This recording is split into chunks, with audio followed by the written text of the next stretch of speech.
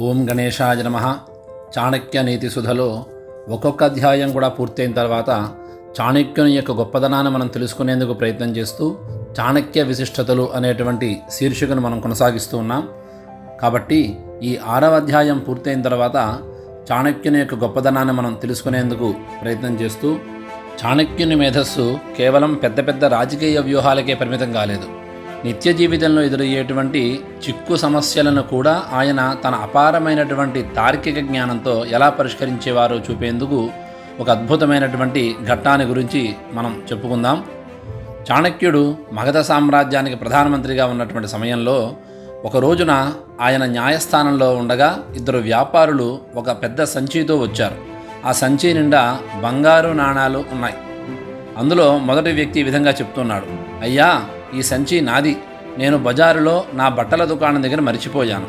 ఈ నూనె వ్యాపారి దీనిని దొంగిలించి తనదే అని అంటున్నాడు అని వాదిస్తూ ఉన్నాడు. రెండో వ్యక్తి ఈ విధంగా చెప్తున్నాడు, లేదు మహాప్రభు, ఇది నా స్వార్జితం. నా నూనె దుకాణంలో వ్యాపారం చేయగా వచ్చినటువంటి డబ్బు ఇది. ఈ బట్టల వ్యాపారే అబద్ధం చెప్తున్నాడు అని చెప్పి అన్నారు. ఆ సంచిపై ఎలాంటి పేరు లేదు. ఇద్దరిలో ఎవరు నిజం చెబుతున్నారో ఎవరు అబద్ధం చెప్తున్నారో నిరూపించడానికి ఎలాంటి సాక్ష్యాలు కూడా లేవు. సభలోని మిగతా పండితులంతా ఆ సంచి ఎవరిదో తేల్చుకోలేక తలలు పట్టుకుంటూ ఉన్నారు. అదే సమయంలోనే సమస్యను గమనించినటువంటి చాణక్యుడు 1 నిమిషం ఆలోచించి నవ్వుతూ సేవకుణ్ణి పిలిచాడు. వెంటనే ఒక పెద్ద పాత్రలో స్వచ్ఛమైన వేడి నీటిని తీసుకురండి అని ఆదేశించాడు.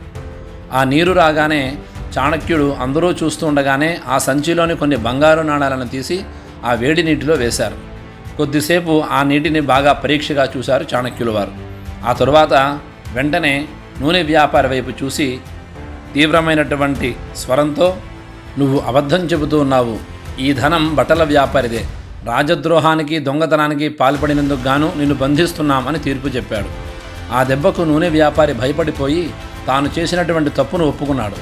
సభలోని వారందరూ చాణక్యుని తీర్పుకు ఆశ్చర్యపోయి అసలు సాక్ష్యమే లేకుండా దొంగను ఎలా కనిపెట్టారు అని అడిగారు. అప్పుడు చాణక్యుడు ఎంతో ప్రశాంతంగా ఈ విధంగా చెప్తున్నారు, నూనె వ్యాపారి రోజంతా నూనె అమ్ముతాడు కాబట్టి అతని చేతులకు ఎప్పుడూ కూడా నూనె జిడ్డు ఉంటుంది. ఒకవేళ ఆ నాణాలు అతనివే అయితే ఆ నాణాలకు కూడా కొంచెమైనా నూనె అంటుకుని ఉండాలి. నేను ఆ నాణాలను వేడి నీటిలో వేసినప్పుడు వాటికి ఉన్న నూనె జిడ్డు విడిపోయి నీటిపై తేలాల్సింది. కానీ ఆ నాణాలను నీటిలో వేసినప్పుడు ఒక్క చుక్క నూనె కూడా నీటిపై తేలలేదు. అంటే ఈ నాణాలు నూనె వ్యాపారి చేతుల్లోంచి రాలేదు. కాబట్టి ఇది బట్టల వ్యాపారి ధనమే అని నిశ్చయించుకొని ఆ బట్టల వ్యాపారికి తన సొమ్మును ఇచ్చి నూనె వ్యాపారికి తగిన శిక్ష పడేలాగా చేశాడు. కాబట్టి మనం ఎంత తెలివిగా అబద్ధాన్ని అల్లినప్పటికీ కూడా కాలం అనేది ఏదో ఒక రూపంలో నిజాన్ని బయటపెడుతూ ఉంటుంది. కాబట్టి కంటికి కనిపించేదే నిజం అనుకోకుండా సమస్యకు గల మూల కారణాన్ని వెతకాలి.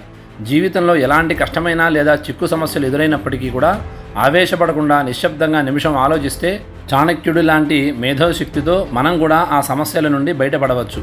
బాహుబలం కంటే బుద్ధిబలమే గొప్పది అని చెప్పడానికి ఈ ఆచార్య చాణక్యుని ఈ చతురతే నిదర్శనం అని మనం తెలుసుకోవచ్చు. స్వస్తి.